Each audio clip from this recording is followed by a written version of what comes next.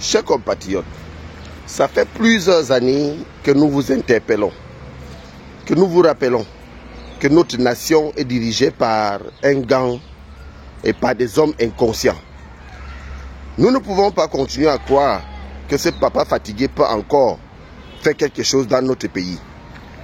Nous avons tous compris que notre pays doit être réinitialisé pour le bon fonctionnement de futures générations. Parce que nous constatons que la plupart de ces hommes d'État dans notre pays sont des hommes sans cœur et des voyous et à la fois des criminels. Alors nous ne pouvons pas dire que nous allons encore faire changer notre pays par les urnes. Ça, j'avais déjà rappelé ça au peuple camerounais il y a de cela quelques années. Que si les Camerounais comptent changer les choses dans leur pays par la voie d'une, que ce qu'ils ont avoué à l'échec parce que ces hommes ne sont pas prêts à quitter le pouvoir. Alors nous savons qu'avec tous ces hommes qu'il a pris, il a mis autour de lui, aujourd'hui qu'ils l'ont pris en otage, après 42 ans de pouvoir, nous savons tout simplement qu'ils n'ont pas eu le bon sentiment en tant que de vrais citoyens pour pouvoir résoudre les problèmes dont vivent et subissent nos compatriotes.